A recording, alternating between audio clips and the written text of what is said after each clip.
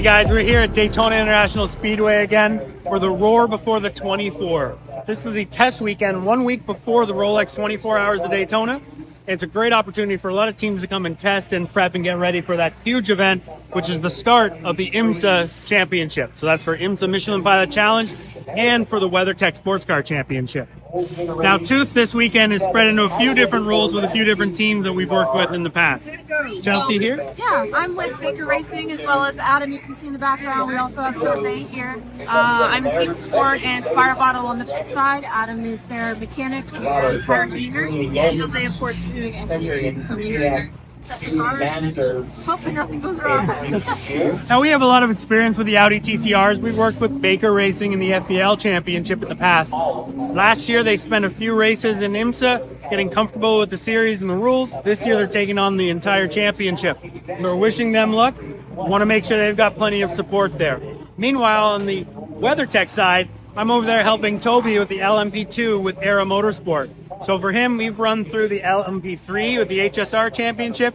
Now Toby's making that big step up to WeatherTech. He's going to be doing his first 24-hour race next weekend. This weekend's critical to get comfortable with that car, get things sorted out, get the setup dialed in, and make sure you're ready to go for that full 24 hours. Absolutely. So we're going to take you along for the ride this weekend and show you what the Roar is all about. Now we're going to be running back and forth between paddocks. Daytona is full of large garage areas like this, which is great to be able to sport your car. There's the blue garages on this side with the IMSA Michelin Pilot Challenge and the VP cars. And then we'll be over there with the WeatherTech cars. So we'll be running back and forth, throwing that camera to one another, make sure we're trying to capture all the action and give you guys a little bit of a show while we're here. Stay tuned.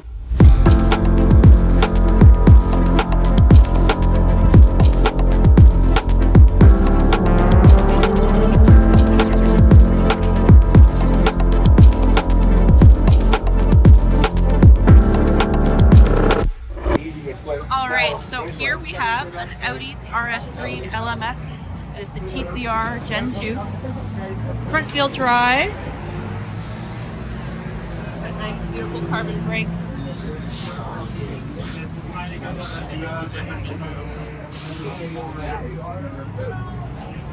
Got some work going on as we speak. We've got Christoph from FPL. Say hi, Christoph. Hi. He's getting some rear work done.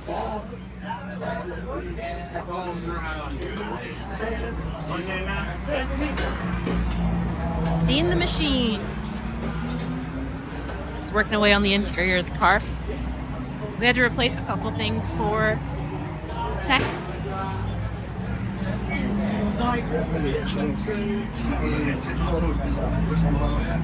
We had to replace our fire bottle as well as our 9-volt battery and the fire suppression system to ensure that it would actually work if we needed it. Adam's replacing front brakes. This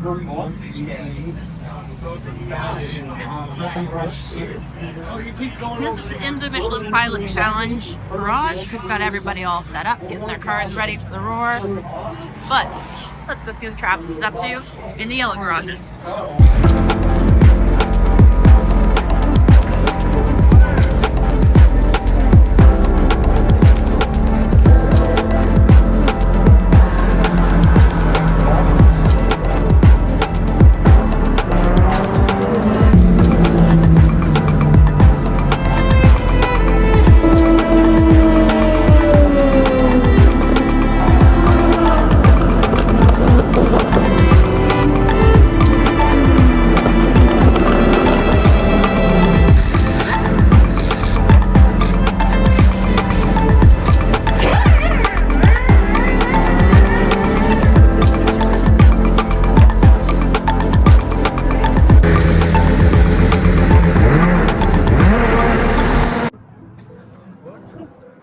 On paper, the jump from LMP3 to LMP2 is only a single number, but in reality it's a big step in performance, engineering, personnel, and support equipment.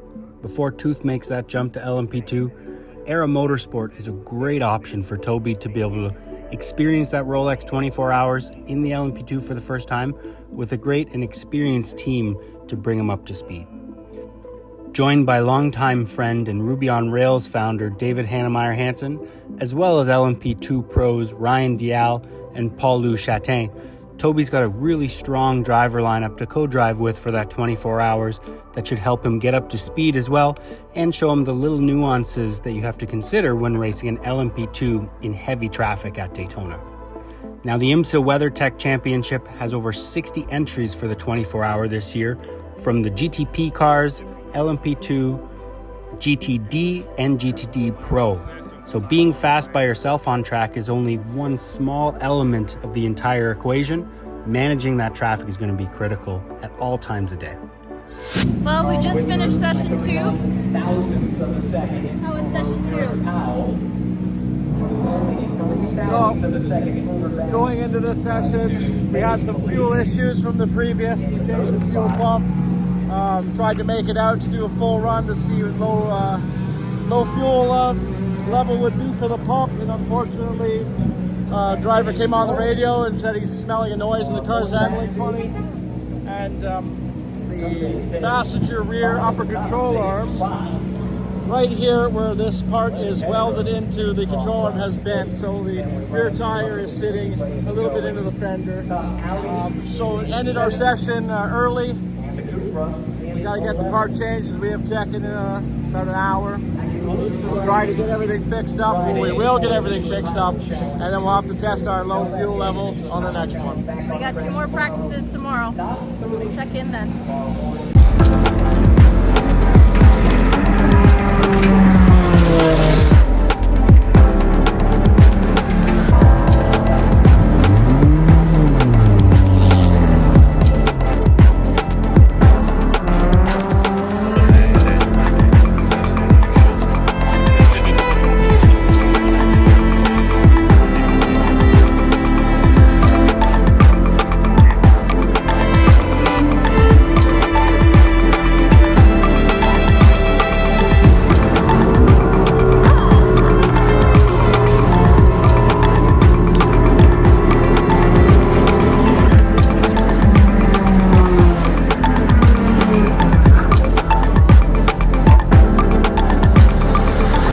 And there's this guy.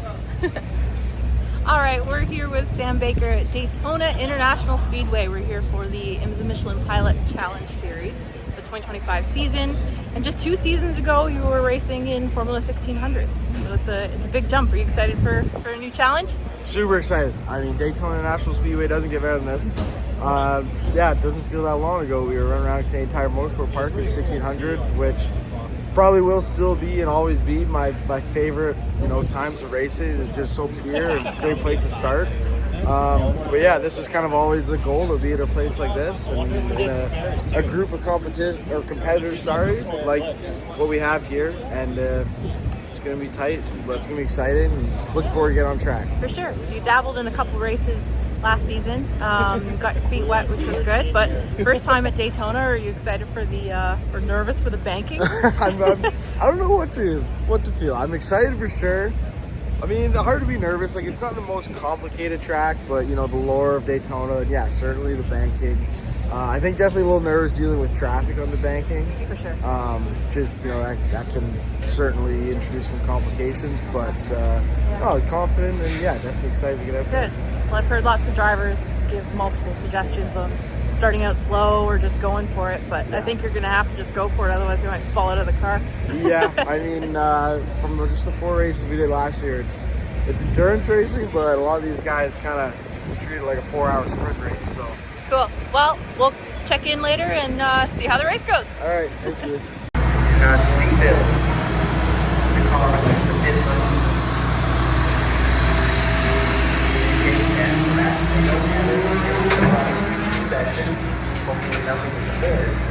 By design. Somebody is stopped on track.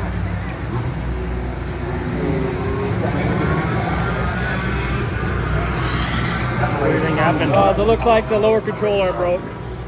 Just away she goes. Better happen now than in the race. Absolutely. Get rid of that bad juju now. We broke this here. Not supposed to break. The driver didn't like it and it came in. For drivers new to the series in the WeatherTech Championship, IMSA wants to make sure everybody's going to be safe on track in a pack. So for Toby, the roar before the 24-hour test isn't about sheer speed and pace inside the car, but learning those little details. How to get on and off pit lane properly, locating your pit stall with 60 cars coming into pit lane at the same time, daytime or nighttime, dealing with different weather conditions, and managing that traffic on a restart after a caution. All of these little details can make or break your Rolex 24-hour, and as a driver, it's critical to try to hand off that car to your co-drivers in the best condition possible.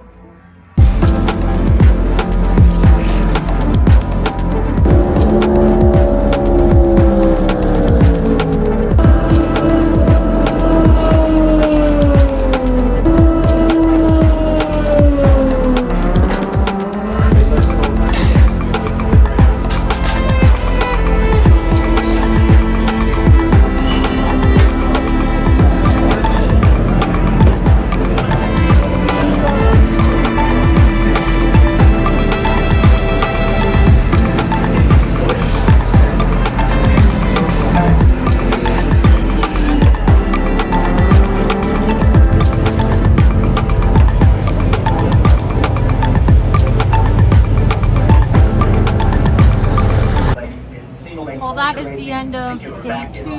Yesterday was set up. Today there were 2 practice sessions. They were about an hour and a half each, and the first one went great. We did all 3 driver changes.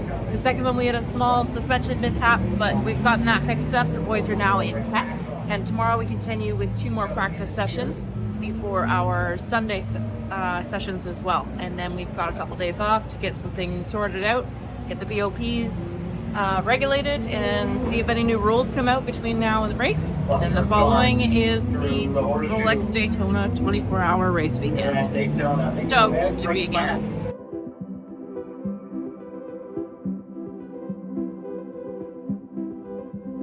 Ultimately, we can only control so much.